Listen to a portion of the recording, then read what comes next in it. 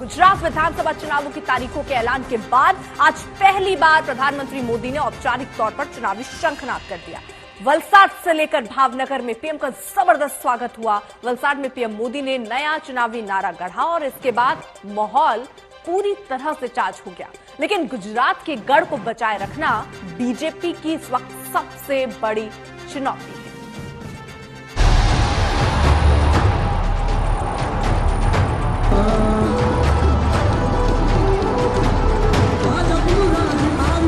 चुनावी तारीखों के ऐलान के बाद पीएम मोदी गुजरात में प्रचार को पहुंचे तो बीजेपी नेताओं और कार्यकर्ताओं में जबरदस्त उत्साह नजर आया।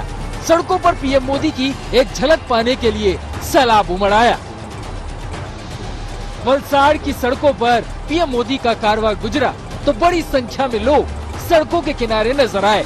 अपने नेता को देखकर जोरदार तरीके से मोदी मोदी के नारे लगाए। वलसाड में लोगों ने पीएम मोदी का जबरदस्त स्वागत किया। पीएम ने भी गुजरात की जनता का अभिवादन किया। इसके बाद चुनाव रैली में पीएम ने विरोधियों पर करारा प्रहार किया। मैंने ये गुजरात बनाया है का नया चुनावी नारा दिया।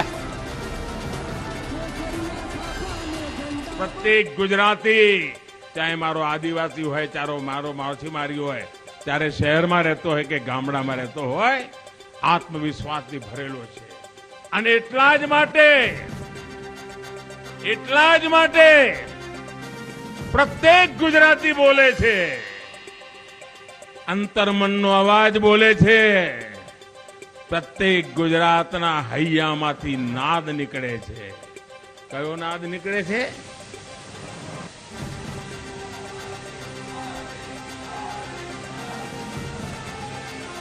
કયો નાદ નીકળે છે? ભાઈઓ બહેનો, અંદર મનમાંથી નીકળે છે અવાજ, એ હું કહું છું। એ નીકળે છે, આ ગુજરાત મેં બનાવ્યું છે। હું કહીશ આ ગુજરાત, તમે બધા હાથ આમ કરીને બોલજો, મેં બનાવ્યું છે। આ ગુજરાત, આ ગુજરાત।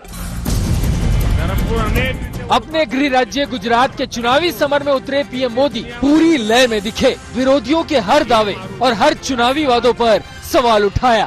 विरोधियों पर गुजरात को बदनाम करने की साजिश का आरोप लगाया।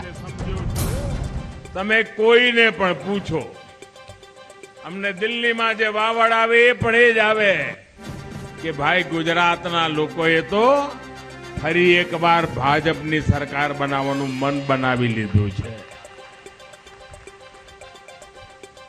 ભાજપની સરકાર બનાવવાનું મન બનાવી લીધું છે। એટલું જ નહીં, જૂના બધા રેકોર્ડ તોડવાનું મન બનાવી લીધું છે।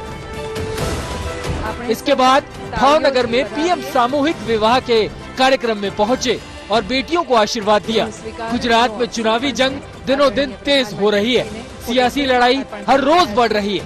बीजेपी गुजरात में बड़ी जीत का भरोसा जता रही है। पीएम मोदी की लोकप्रियता से चुनावी विजय का दम भर रही है। उधर गुजरात चुनाव में दम लगा रही आप इस बार प्रदेश में बदलाव का भरोसा जता रही है। विकास की नई तस्वीर के सहारे जीत की बात कर रही है। गुजरात में एक और 5 दिसंबर को 2 चरणों में चुनाव होने। अब हर दिन बढ़ने के साथ यहाँ चुनावी लड़ाई बढ़ेगी। पीएम मोदी के प्रचार के बाद सियासी जंग और बढ़ेगी। में मतदान की तारीख नजदीक आ रही है और यहाँ बीजेपी के पास सत्ता बचाने की चुनौती है तो कांग्रेस के लिए वापसी करने की चुनौती है। कांग्रेस के बाद आज बीजेपी ने भी हिमाचल के लिए वादों का अपना पिटारा खोल दिया। इसमें लाखों नौकरियों के साथ यूनिफॉर्म सिविल कोड का भी वादा है।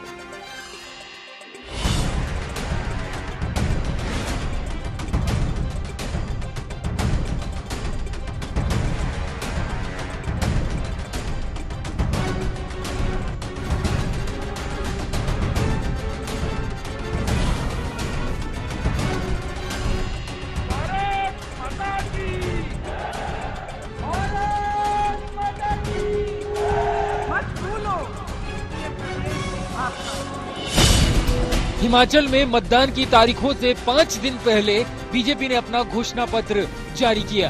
पहाड़ी राज्य की जनता के लिए विकास का नया विजन पेश किया। बीजेपी ने अपने चुनावी घोषणा पत्र को संकल्प पत्र का नाम दिया, जिसमें महिलाओं युवाओं के साथ हर वर्ग को लुभाने के लिए 11 बड़े ऐलान किए गए।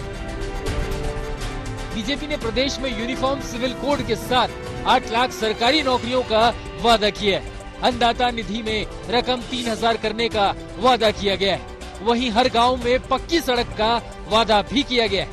बीजेपी ने धर्मस्थलों पर इंफ्रास्ट्रक्चर मजबूत करने के साथ 5 मेडिकल कॉलेज खोलने की बात कही है। इसी तरह युवाओं को लुभाने के लिए 900 करोड़ के फंड का प्रावधान करने की बात कही है। सैनिक परिवारों को ज्यादा मदद के साथ बीजेपी ने एक बड़े मुद्दे को छुआ है और वो है वक्फ की जायदाद की जांच। सेब किसानों से लेकर सरकारी कर्मचारियों तक के लिए बीजेपी ने वादे किए।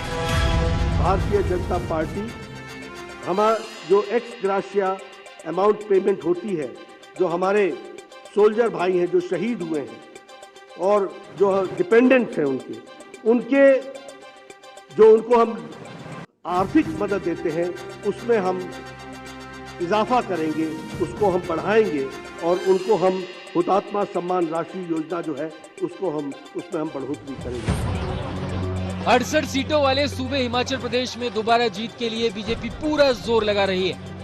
विजन डॉक्यूमेंट के जरिए प्रदेश में विकास का वादा दोहरा रही है, चुनावी इतिहास को बदलने का संकल्प ले रही है। जो हमने अपना विजन डॉक्यूमेंट हमने आज जारी किया है उसमें बहुत स्पेसिफिक होकर के एक तो अलग सेक्शन हमने तय किया है। उसमें महत्वपूर्ण बात है कि 11 जो हमारी मुख्य जो बातें हैं उनका जिक्र किया और उनका जिक्र करने के साथ साथ में महिलाओं सशक्तिकरण के लिए, महिलाओं का सशक्तिकरण के लिए एक बार अलग से हमने जो प्रावधान किया उसमें भी 11 पॉइंट्स उसमें डाले। बीजेपी के प्रचार का जवाब देने के लिए कांग्रेस ने भी रणनीति बनाई। अपने चुनावी वादों में हर वर्ग के वोटरों पर नजर जमाई। कांग्रेस के घोषणा पत्र में 5 लाख युवाओं को नौकरी, पुरानी पेंशन स्कीम लागू करना, महिलाओं को हर महीने 1500 रुपए देना, 300 यूनिट बिजली फ्री देना, 2 रुपए किलो में गाय के गोबर की खरीद, युवाओं के लिए 6800 करोड़ का स्टार्टअप फंड और नई उद्योग और पर्यटन नीति शामिल है। मत भूलो कि आप कौन हो, मत भूलो कि ये प्रदेश आपका है। मैं ये क्यों बोल रही हूँ? क्योंकि चुनाव का समय आ गया है और चुनाव के समय तमाम नेता, तमाम पार्टियां के लोग आपके सामने आएंगे, सब अच्छी अच्छी बातें बोलेंगे, लेकिन जब तक आप जागरूक नहीं बनेंगे, जब तक आप अपने प्रदेश को यहाँ दिल में रखकर अपना वोट नहीं देंगे, तब तक आप सही निर्णय नहीं कर पाएंगे।